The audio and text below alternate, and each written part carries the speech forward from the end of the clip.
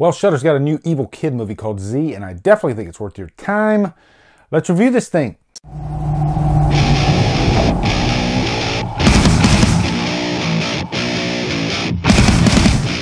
Z stars Keegan Connor Tracy, Jet Klein, and is directed by Brandon Christensen. What is up, guys? It's time for another patron requested review. This one is for Cameron Denny, and if you are of a certain tier, then you can request a review. And real quick, I'm doing this one, and I'm doing Inception right after this one for David King. And patrons, just so you know, I'm definitely rolling these reviews out. My big thing is I want to put everything that I possibly can into these reviews and make them the best they can possibly be.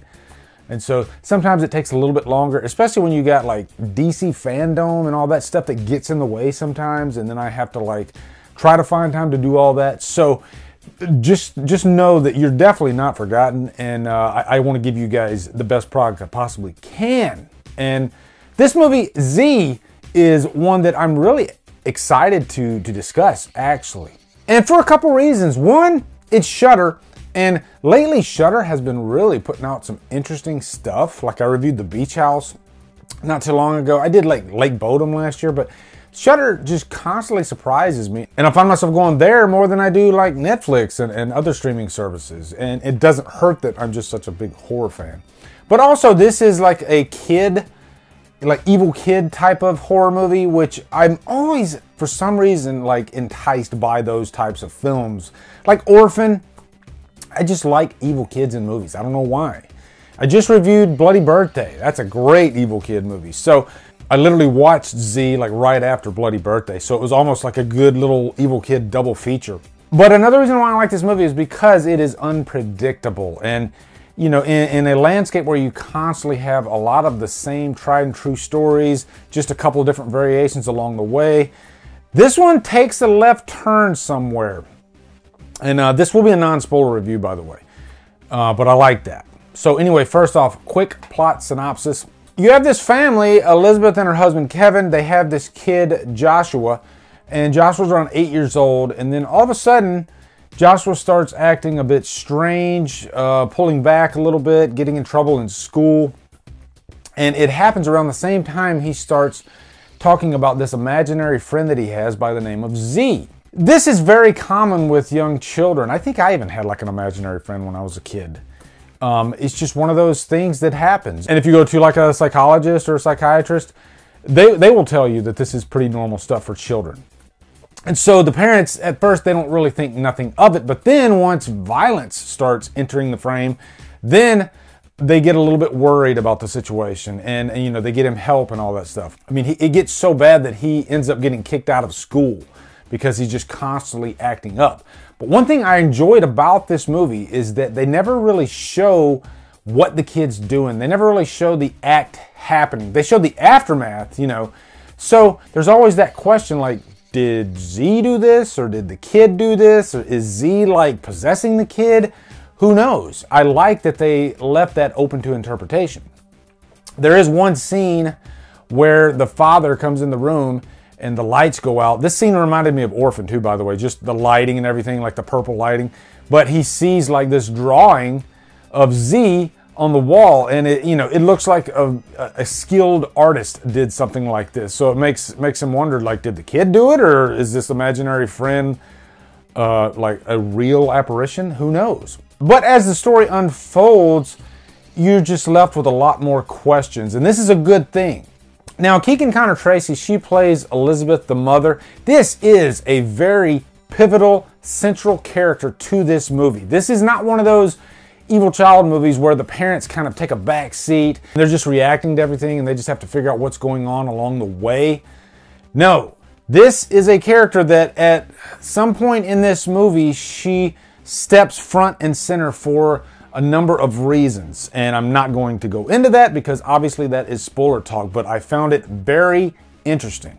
And Keegan Connor Tracy, she definitely has to show up for work in this movie in terms of acting. Her acting in this is very well done, actually. And she is the one character throughout this that emotionally is just completely drained by this whole situation. And it causes her to do more research into Z and to try to figure out what's going on.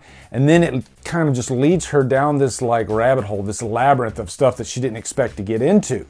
And I think the fact that we have an imaginary friend in this lends itself to those possibilities. I mean, think about it. When you have an imaginary friend or a person in a movie, the floodgates are open as far as creativity goes. And director Brandon Christensen, who wrote this, he takes advantage of that fact. He goes down these rabbit holes and says, hey, what if we like explore this area instead of just going the tried and true, it's affecting this kid in this way, and we got to have this happy ending, and then, you know, everybody goes back to normal. No, like I said, this story, it takes advantage of that idea that you can go different directions because this is an imaginary character. Now, also, there is a scene in this movie that made me jump and say, holy shit. Jesus Christmas! Holy Jesus goddamn! Holy Jesus jumping Christmas shit! And this is not something that happens that often when I'm watching a horror movie. I would say 9 times out of 10, the movie could be great, but I don't have a moment where I literally like leap out of my chair almost and vocally say, oh my God. Like I just reviewed a movie last month where I did that. I'm trying to remember which one it was. Yet again, it happened in this movie. I won't even tell you where it happened, but there is a scene, and if you've seen this movie, I guarantee you know exactly what scene I'm talking about. But it was pretty damn exciting, and I love when horror movies do that. But it's a shocking moment. I'll just say that, and I'll say it's very well handled, very well directed. Loved it. And also, speaking of Z, the character itself, you know, they pull back quite a bit. You don't really see too much of Z unless you have to. They really take advantage of like theater of the mind when you're talking about like an imaginary friend. I guess like psychological horror. That's really what this is in terms of the character of Z. I'm not going to say whether or not they show him that often, but I will say I liked how they played with the mind a little bit in this movie. Was he over there? Was he over there? Now, as far as any cons, there are a couple moments where, you know, they're using like CGI and stuff like that. Not that often though, so it didn't really get in the way too much, but there were a couple of little jump scares in this movie that weren't that effective to me. And you could see what they were trying to do, and it could be because of like budgetary limitations. Making a quick CGI scare probably doesn't take nearly as long as doing like a practical scare. I mean, it doesn't. And these days, directors are going to take advantage of that, and sometimes they have to because time is money in these things, and you know, they have budget constraints and all that stuff, so I get that. But in the end, the finished product, the scare, isn't there. So you're going to have that. Also, I thought the dad was kind of worthless in this movie. This is a common theme with these movies too. When you have parents with a kid that's troubled, it seems like the mother has to do all the heavy lifting, and the father is just kind of an afterthought. He doesn't really amount to much whatsoever. And this one is no different. So, overall though, I'm giving this a high humdrum. It's definitely worth your time on Shudder. I would definitely check it out.